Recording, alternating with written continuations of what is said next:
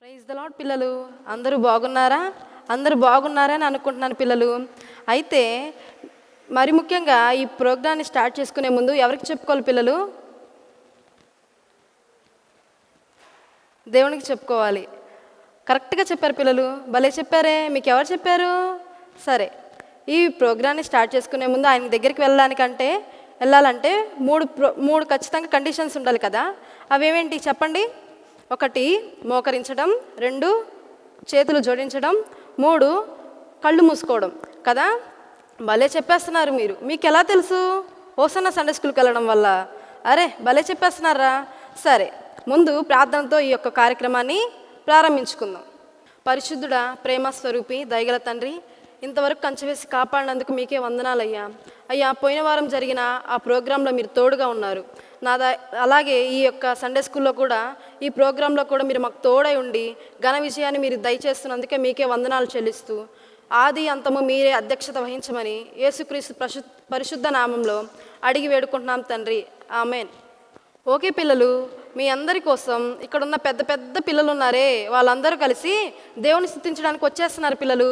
వాళ్ళందరినీ చప్పట్లతో ఆహ్వానిద్దాం.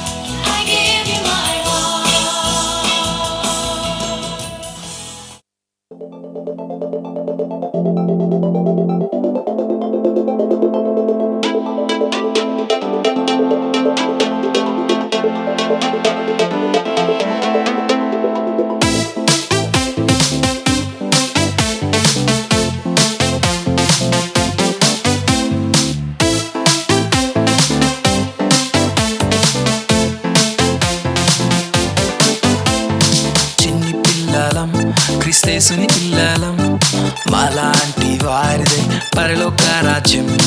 చిన్ని పిల్లలం, మేమేసుని పిల్లలం, మాలాంటి వారిదే పరలోక రాజ్యం. పాప మెరుగని పసి వాళ్ళం, దేవునికే ఇష్టలైన వాళ్ళం.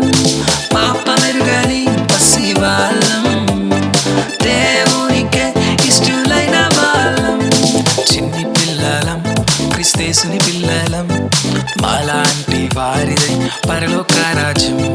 చిన్ని పిల్లలం, మేమేసుని పిల్లలం, మాలాంటి వారిదే పరలోక రాజ్యం.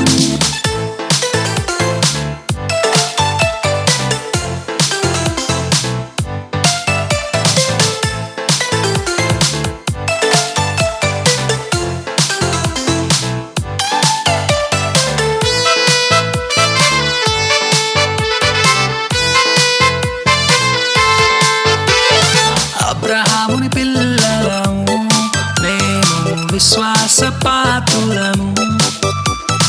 అబ్రహాముని పిల్లలము మేము విశ్వాస పాత్రులము. యేసుని ప్రియ శిష్యులముగా మేము విశ్వాసముతో నడిచెదము. ఓహో, యేసుని ప్రియ శిష్యులముగా మేము విశ్వాసముతో నడిచెదము. ఓ విశ్వాసముతో నడిచెదము. ఓ విశ్వాసముతో నడిచెదము.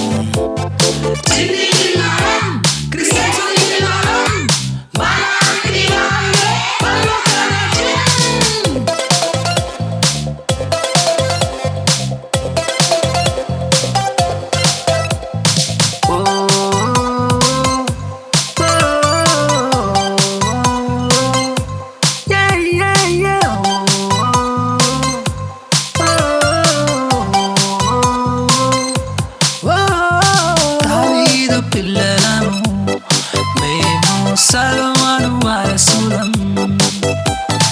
దావీదు పిల్లలము మేము సొలొమోను వారసులం. యేసుని ప్రియ శిష్యులముగా మేము ఉత్సాహముతో నాట్యమాడెదం. ఓహో, యేసుని ప్రియ శిష్యులముగా మేము ఉత్సాహముతో నాట్యమాడెదం. ఓ ఉత్సాహముతో నాట్యమాడెదం. ఓ ఉత్సాహముతో నాట్యమాడెదం. చిన్ని పిల్లలం, క్రీస్తేసుని పిల్లలం, మాలాంటి వారిదే పరలోక రాజ్యం. చిన్ని పిల్లలం, క్రీస్తేసుని పిల్లలం, మాలాంటి వారిదే పరలోక రాజ్యం. సరే పిల్లలు, చూసారా? చాలా చాలా పెద్ద పెద్ద పిల్లలు వచ్చేసారు కదా దేవుని స్తుతించడానికి. వారు భలే చేశారు కదా పిల్లలు. నాకైతే చాలా నచ్చేసింది, మీకు కూడా బాగా నచ్చేసింది అని అనుకుంటున్నాను. సరే పిల్లలు, మీ అందరికి ఒక మంచి మిషనరీ స్టోరీ చెప్పడానికి వచ్చేసా పిల్లలు. ఆ స్టోరీ పేరే మేరీ స్లెస్లర్. మేరీ స్లెస్లర్ది స్కాట్లాండ్ దేశం. ఈమె యొక్క తండ్రి ఒక తాగుబోతు పిల్లలు. అయితే ఆయన తను తాగి తను సంపాదించిన ప్రతి ఒక్క పైసా తాగడానికి ఖర్చు చేసేవాళ్ళు. ఆ విధంగా చేయడం వల్ల వాళ్ళు తినడానికి ఏమీ ఉండేది కాదు పిల్లలు. అప్పుడు వాళ్ళ అమ్మగారు మేరీ వాళ్ళ అమ్మగారు తను సంపాదించి పనికి వెళ్ళి వాళ్ళ కుటుంబాన్ని పోషిస్తూ ఉండేది. మేరీ వాళ్ళ కుటుంబంలో పెద్ద కుమార్తె. ఆమెకి చెల్లెళ్ళు తమ్ముళ్ళు ఉన్నారు. వాళ్ళందరినీ మేరీ చూసుకుంటూ ఉండేది పిల్లలు. అయితే ఒకరోజు మేరీ వాళ్ళ ఫ్రెండ్స్తో కలిసి రోడ్డు మీద ఆడుకుంటుండగా ఒక ముసలి తల్లి, ఒక పెద్ద ఆవిడ వాళ్ళని పిలిచి యేసు ప్రభు గురించి వాళ్ళందరికీ ప్రకటించింది. అది విన్న మేరీ నిజంగా దేవుడు ఇంత గొప్పవాడని ఆశ్చర్యపోయి దేవుణ్ణి, యేసు ప్రభుని తన సొంత రక్షకునిగా అంగీకరించింది. ఒకరోజు ఆ విధంగా జరుగుతూ ఉండగా మేరీ ప్రతి ఆదివారము అలాగే బైబిల్ చదువుతూ ఉండేది పిల్లలు.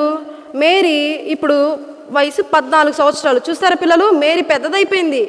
తను పనికి వెళ్తూ డబ్బులు సంపాదిస్తూ వాళ్ళ కుటుంబాన్ని పోషిస్తుంది పిల్లలు. ఎందుకు అనుకున్నారు? వాళ్ళ నాన్నగారు బాగా తాగి చనిపోయారు. దాని వలన మేరీ వాళ్ళ కుటుంబాన్ని పోషించాల్సి అవసరం వచ్చేసింది. అయితే మేరీ మరియు వాళ్ళ కుటుంబం అందరూ కలిసి ఆదివారం ప్రార్థనకు వెళ్ళారు. అక్కడికి విలియం ఆండర్సన్ అనే ఒక మిషనరీ వచ్చారు పిల్లలు. ఆయన ఏమని చెప్పారంటే కలబార్ అనే ప్రాంతం గురించి చెప్పారు. అది ఆఫ్రికా ఖండంలో ఉంది పిల్లలు. చూసారా, ఆఫ్రికా ఖండంలోని కలబార్ ప్రాంతం అదే. అయితే మేరీ ఆ మాటలన్నీ విని తను కూడా ఒక మిషనరీగా అవ్వాలని కోరుకుంది. చూసారా, అక్కడ కమల పిల్లలు పుడితే వాళ్ళని చంపేసేవారు పిల్లల్ని. అలాగే వాళ్ళ అమ్మని కూడా ఊరు నుంచి వెలివేసేవాళ్ళు. ఆ విధంగా ఆ మాటలు విన్న మేరీకి హృదయం ఎంతో దుఃఖించింది. అప్పటి నుంచి మేరీ తాను కూడా ఒక మిషనరీ అవ్వాలని కోరుకుంది. అయితే మేరీది స్కాట్లాండ్ దేశం అని చెప్పా కదా మీ అందరికీ. ఆ ప్రాంతంలో క్వీన్ స్ట్రీట్ అనే ఒక ప్రాంతంలో అక్కడ అల్లరి పిల్లలు చాలామంది ఉండేవాళ్ళు. ఆ పిల్లలు మీలా ఉండేవాళ్ళు కాదు, చాలా చెడ్డవాళ్ళు. అయితే ఆ పిల్లలు చాలా చెడ్డవాళ్ళని తెలుసుకున్న మేరీ వాళ్ళందరి కోసం ఒక సండే స్కూల్ని నడిపించాలనుకుంది. ఆ విధంగా ఆమె స్టార్ట్ చేసినప్పుడు ఆమె ఎన్నో కష్టాలు ఎదుర్కొంది. ఆమె మీద బుల్ల చల్లారు, రాళ్ళు విసిరారు పిల్లలు. కానీ మేరీ దేవుడి వైపే చూస్తూ తను సండే స్కూల్ ప్రారంభించింది. అయితే ఒకరోజు సండే స్కూల్ ముగించుకొని తిరిగి ఇంటికి వెళ్తున్నప్పుడు మేరీ తిరిగి ఇంటికి వెళ్తున్నప్పుడు చాలా చీకటి పడిపోయింది. అప్పుడు ఒక అల్లరి మూక ఆమెని అడ్డుకుంది. అందులో ఒక అల్లరి పిల్లవాడైతే ఒక వైర్కి ఒక మెటల్ రాడ్ని కట్టుకొని దాంతో మేరీని కొట్టడానికి ప్రయత్నించాడు. కానీ మేరీ దేవుడి వైపు చూస్తూ ధైర్యంగా వాళ్ళ ముందు వైపు వెళ్ళి మీకేం కావాలని అడిగినప్పుడు ఆ అబ్బాయి ఏం చెప్పారంటే నువ్వు ఈ వీధిలో సండే స్కూల్ జరిపించవద్దని బెదిరించాడు. కానీ మేరీ ధైర్యంగా నువ్వు కూడా ఈ బైబిల్ స్టడీకి రావచ్చు అని చెప్పినప్పుడు అతనితో ఉన్న స్నేహితులందరినీ తీసుకొని మేరీతో పాటు బైబిల్ స్టడీకి వెళ్ళారు. చూసారా, మేరీ వాళ్ళతో ఆ వాళ్ళందరూ చూశారు కదా. వాళ్ళందరూ అలా సండే స్కూల్కి వస్తూ ఉండగా దేవుడు గురించి మేరీ ఎన్నో విషయాలు చెప్పింది. అప్పటి నుంచి వాళ్ళందరూ యేసు ప్రభువుని నమ్ముకోవడం ప్రారంభించారు. కానీ మేరీకి ఆ ప్రాంతంలో ఉండి సేవ చేయడం ఇష్టం లేదు. ఎందుకు అనుకుంటున్నారు? ఆమె ఒక రోజు వాళ్ళ చర్చ్లో చెప్పారే, ఒక విలియం ఆండర్సన్ అనే ఒక మిషనరీస్ గారు, ఆయన కలబార్ అనే ప్రాంతం గురించి చెప్పారు కదా. అక్కడ చాలా దుష్టమైన ప్రజలు, మూఢనమ్మకాలు కలిగిన వాళ్ళు, అసలు నరమాంస భక్షకులు ఉన్నారని అవన్నీ విన్న మేరీకి అక్కడికి వెళ్ళి సేవ చేయాలని ఎంతో ఆసక్తి ఉంది. చూశారు కదా పిల్లలు, మేరీకి ఇప్పుడు చాలా సంతోషంగా ఉంది. ఎందుకు అనుకున్నారు? కలబార్ అనే ప్రాంతానికి వెళ్తుంది. పెద్ద ఓడలో చూసారా పక్షులు ఎంత బాగున్నాయో, అది చూస్తున్న మేరీకి ఎంతో సంతోషం వేసింది. అయితే ఆమె కలబార్లోని డ్యూక్టన్ అనే ప్రాంతానికి వెళ్ళింది. అక్కడ ఒక పాస్టర్ ఆమెని తన చర్చికి ఆరాధన జరిపించమని పిలిచాడు. అది తెలుసుకున్న మేరీ వాళ్ళ దగ్గరికి వెళ్ళి ఆరాధన జరిపించింది. మేరీకి ఏమైనా తెలిసిందంటే ఇక్కడ చాలామంది మిషనరీస్ ఉన్నారు, అంటే సేవ బాగా జరుగుతుంది, అందరూ దేవుణ్ణి ఎరిగిన ప్రజలే ఉన్నారని అర్థమైపోయి తనకేమనిపించిందంటే నేను అడవుల్లో ఒక తెగలవారి దగ్గర ఆ చిన్న గ్రామాల్లో అసలు యేసు ప్రభు అంటే తెలియని ప్రజల వద్దకు వెళ్ళి నేను సేవా జీవితాన్ని ప్రారంభించాలనుకుంది. ఆ విధంగా మేరీ ఒక ఓల్డ్ టౌన్ అనే ప్రాంతానికి వెళ్ళింది. చూసారా, మేరీ వారి మధ్యలో ఉండి ఏ విధంగా సేవ చేస్తుందో. అయితే మేరీకి అక్కడున్న ప్రజల్లో ఒక విషయం తను ఎంతో బాధ పెట్టించింది. ఏంటంటే కమల పిల్లలు పుట్టిన వాళ్ళని అక్కడున్న ప్రాంతంలో ఉన్న ప్రజలందరూ చంపేసేవాళ్ళు. అలాగే వాళ్ళ తల్లిని కూడా ఊర్లో నుంచి బయటకు పంపించేసేవాళ్ళు. అది విన్న మేరీ ఎంతో దుఃఖించింది. ఆ విధంగా జరగకూడదని దేవుని ప్రార్థన చేసుకుంది. అయితే ఒకరోజు మేరీ తన గుమ్మంలో నుంచి చూస్తున్నప్పుడు ఒక పిల్లవాడికి అరుపులు వినిపించాయి. ఏంటని బయటికి వెళ్ళి చూడగానే ఒక పాప ఏడుస్తూ తన గుమ్మంలో పనుకొని ఉంది. మరుసటి రోజు తలుపు తీసి చూడగా 2 పిల్లలు. అలా రోజు జరుగుతుంటే మేరీ ఆ పిల్లలందరినీ ఆమె ఆశ్రయం ఇచ్చి దత్తత తీసుకుంది. అలాగే మేరీ ఆ ఊరిలో ఉన్న ప్రాంతంలో దగ్గరలో ఉన్న ప్రాంతాల్లో ఎవరెవరైతే అనారోగ్యంతో బాధపడుతున్నారో వాళ్ళందరినీ దగ్గరకు పిలిచి వాళ్ళకి దేవుడి గురించి చెప్పింది. అలాగే వాళ్ళకి సువార్త ప్రకటించేది. వాళ్ళందరికీ ఒక నర్స్ లాగా వాళ్ళకి మెడిసిన్ ఇచ్చి దేవుడి వైపు నడిపించేది. అలా జరుగుతున్న క్రమంలో మేరీకి ఒక పిలుపు వచ్చింది. ఒక గ్రామ పెద్ద ఆమెని ఆదివారపు ఆరాధనకు రమ్మని కబురు పంపారు. కానీ మేరీ ఆ గ్రామ పెద్ద మాట విని ఆ మాటకు అంగీకరించింది. కానీ మేరీకి ఆ గ్రామ పెద్ద చెప్పారే, ఆ గ్రామ పెద్ద ఇంటికి 30 మైళ్ళ దూరం ఉంది. చాలా దూరం కదా. కానీ మేరీ ధైర్యంగా ఆ రోజు రాత్రంతా ప్రార్థన చేస్తూ వెళ్ళడానికి సిద్ధపడుతుండగా విపరీతమైన గాలి వాలంతో కూడిన తుఫాను ఉంది. తుఫాను వచ్చేసింది. చూశారు కదా, మేరీ వాళ్ళ ఇంటి పైకప్పు కూడా ఎగిరిపోయింది. అక్కడున్న పిల్లలందరూ భయపడిపోతున్నారు. కానీ మేరీ మాత్రం ఏమాత్రం భయపడకుండా శోధనలో కూడా దేవుణ్ణి స్తుతిస్తూ ప్రార్థిస్తూ పాటలు పాడుతుంది. మరుసటి రోజు మేరీతో ఉన్న పిల్లలందరూ కలిసి ఒక చిన్న పడవలో, చూసారు కదా పిక్చర్లో కనిపిస్తుంది మీకు, మేరీ మరియు వాళ్ళ యొక్క పిల్లలతో కలిసి ఆ గ్రామానికి వెళ్తుంది. అలా ప్రయాణం చేసి తను ఒడ్డుకు చేరేసరికి చీకటి పడిపోయింది. అమ్మో, చీకటి అంటే మీకు కూడా చాలా భయం కదా. అయితే అక్కడ ఉన్న పిల్లలు ఉన్నారే, వాళ్ళకు కూడా చాలా భయం వేసింది. కానీ మేరీ మాత్రం చాలా ధైర్యంగా, దేవుడి మీద విశ్వాసంతో ధైర్యంగా పాటలు పాడుకుంటూ ఆ గ్రామానికి చేరుకుంది. పిల్లలు అసలు ఆమె ఎంత సాహసం చేయాల్సిన అవసరం ఏందనుకుంటున్నారా? ఆదివారం ఆమె ఆరాధనకు అందుకోవాలి. ఆ గ్రామ పెద్ద చెప్పినట్టుగా అతనికి మాట ఇచ్చింది కదా, ఆ మాట నిలబెట్టుకోవడానికి దేవుడు ఆమెకి సహాయం చేశాడు. పిల్లలు ఇదిగో చూసారా, మేరీతో చాలామంది జనాలు ఉన్నారు కదా, వాళ్ళందరికీ మేరీ ఆదివారపు ఆరాధన జరిగించింది. పిల్లలు కానీ మేరీకి ఆ యొక్క ప్రాంతంలో ఒక బాధ కలిగించే ఒక విషయం జరిగింది. ఏంటంటే వారికి ఒక మూఢనమ్మకం ఉండేది. పిల్లలు పక్కనున్న తెగకు ఇక్కడున్న ప్రాంతంలో ఎవరైనా అనారోగ్యంతో బాధపడుతుంటే అక్కడున్న ప్రజలందరికీ ఒక నమ్మకం ఉండేది. ఏంటంటే పక్క ఉన్న తెగవారు ఈమెని వీళ్ళకి చేతబడులు చేశారని, అది ఆ విధంగా చేతబడులు చేశారని ఆ తెగవారికి ఈ తెగవారికి తరచుగా గొడవలు జరుగుతూనే ఉండేవి. అది తెలుసుకున్న మేరీ వారి వద్దకు వెళ్ళి వారి గొడవలు ఆపుతూ ఉండేది. పిల్లలు ఈ విధంగా ఆమె యొక్క జడ్జిమెంట్ ఇస్తూ ఉండేది. వాళ్ళందరితో ప్రేమగా మాట్లాడేది. మేరీకి ఒకరోజు ఒక గ్రామ పెద్ద నుంచి ఒక పిలుపు వచ్చింది. ఏమిటంటే ఆ గ్రామ పెద్ద మరణానికి సమీపంగా ఉన్నాడని, తను స్వస్థపరచడానికి తను వచ్చి ప్రార్థన చేయాలని మేరీని అడిగాడు. కానీ మేరీ అతని మాటకు ఎదురు మాట్లాడకుండా అలాగే అని చెప్పింది. అలాగే అని చెప్పింది. పిల్లలు చూసారా, మేరీ పెద్దవాళ్ళ పట్ల ఎంత గౌరవంగా ఉందో. ఆ గ్రామ పెద్ద పిలిచాడని ఆ రాత్రంతా చూశారు కదా, ఆ తుఫాన్లో ఏ విధంగా అయినా అడవుల్లో ప్రయాణం చేసి ఆ గ్రామ పెద్ద దగ్గరికి వెళ్ళింది. ఆ గ్రామ పెద్ద వద్దకు వెళ్ళి అతనికి మందులు ఇచ్చి అతనికి స్వస్థత పొందాలని దేవుడి దగ్గరికి వెళ్ళి ప్రార్థన చేసింది. అయితే మేరీకి అతను ఏం చేశాడు, ఇల్లు కట్టాడు. పిల్లలు ఆమె కోసం ఒక ఇల్లు కట్టి ఆమెను వారి మధ్యలోనే ఉండమని అడిగాడు. మేరీ ఆ ఇంట్లో ఉంటూ అక్కడ పెంచుతున్న పిల్లలకి, అనారోగ్యంతో ఉన్న ప్రతి ఒక్కరికి ఆశ్రయం ఇచ్చింది. అయితే మేరీకి ఇప్పుడు అనారోగ్యంతో బాధపడుతుంది. పిల్లలు ఆమె అనారోగ్యంతో బాధపడుతుందని తన స్వదేశమైన స్కాట్లాండ్ దేశానికి వెళ్ళింది.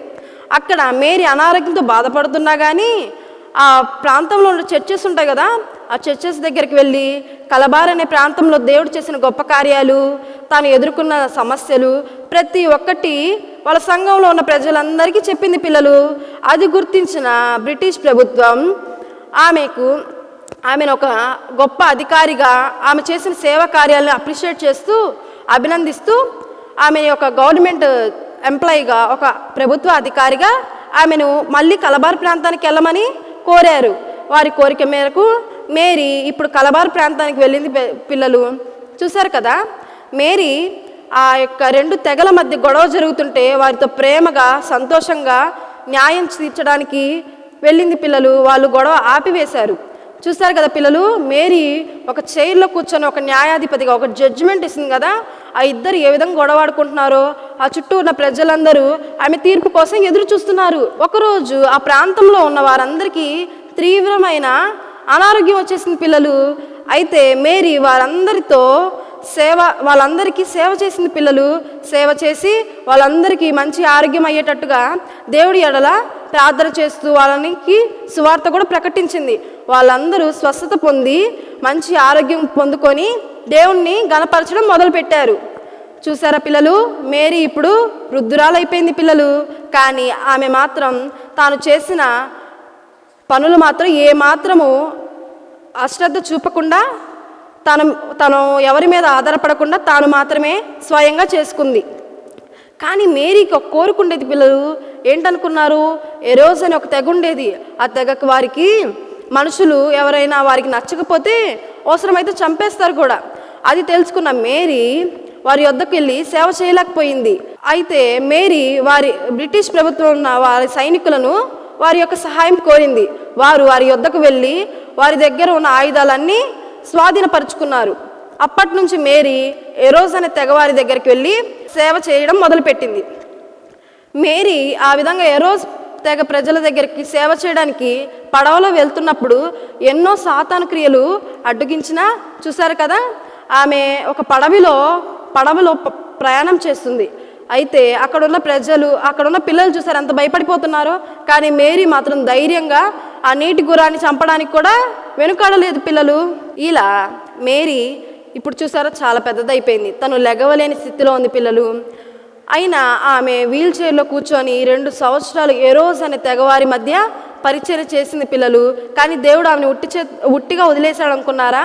లేదు. ఆమె పెంచిన పిల్లల్లో ఉండే ఒక జానీ అనే ఒక యవ్వనస్తురాల్ని దేవుడు పట్టుకొని ఆమెకు పరిచర్య చేసే విధంగా వాడుకున్నాడు.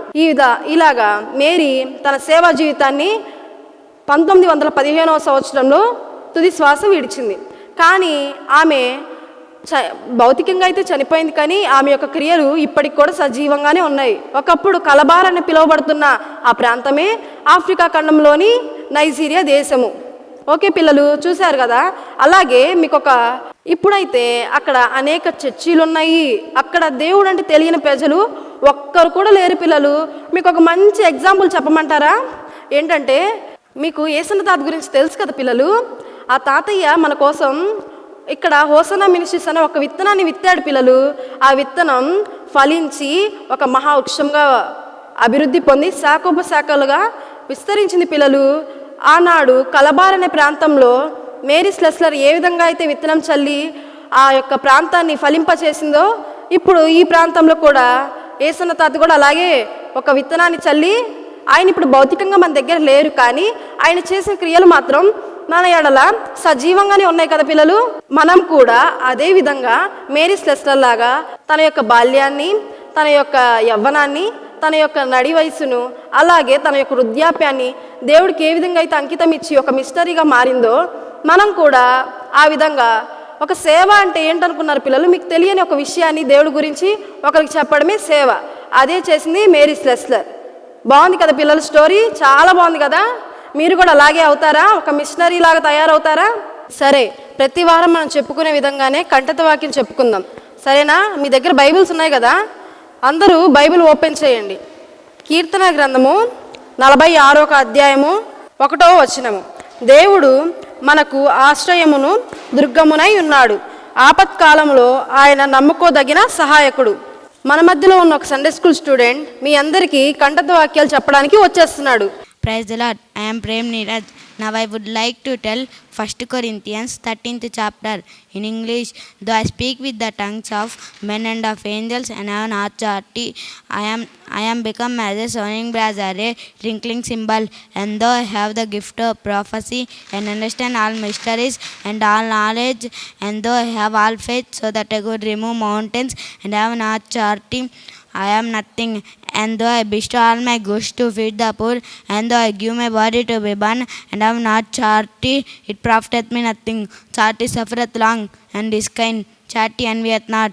Charity wanteth not itself, is not puffed up, doth not behave itself unseemly, seeketh not her own, is not easily provoked, thinketh no well, rejoiceth not in iniquity, but rejoiceth in the truth, beareth all things, believeth all things, hopeth all things, endureth all things.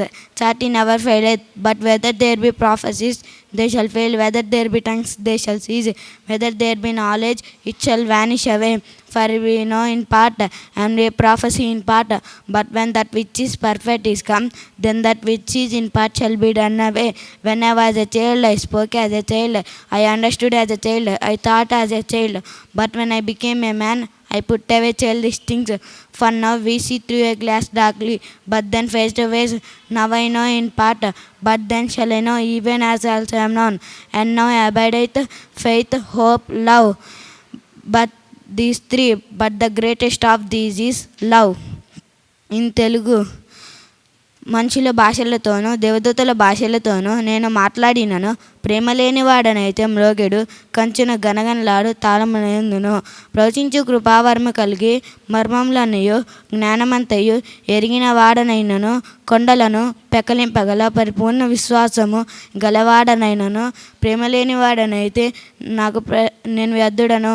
బీతల పోషణ కొరకు నా ఆస్తింత ఇచ్చినను, కాల్చబడుటకు నా శరీరమును అప్పగించినను, ప్రేమ లేనివాడనైతే నాకు ప్రయోజనమేమీ లేదు. ప్రేమ దీర్ఘకాలమును సహించును, దయ చూపించును.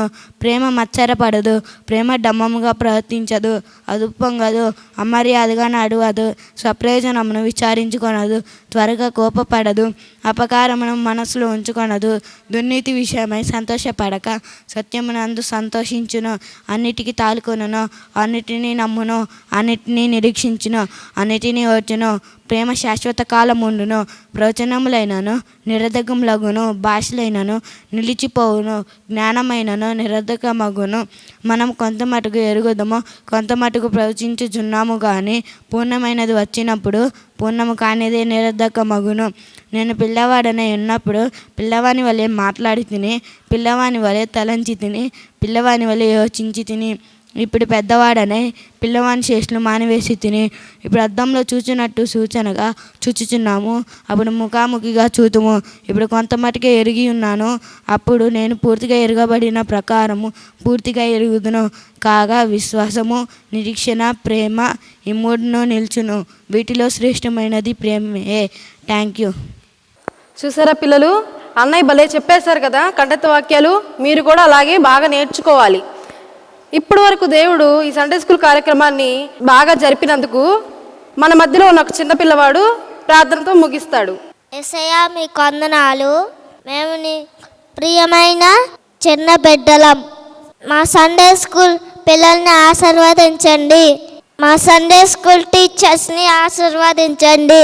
యేసు నామములో అడుగుచున్నాం తండ్రి, ఆమేన్. చూసారు కదా పిల్లలు, దేవుడు ఈ కార్యక్రమానికి తోడుగా ఉండి ఆశీర్వాదకరంగా జరిగించారు.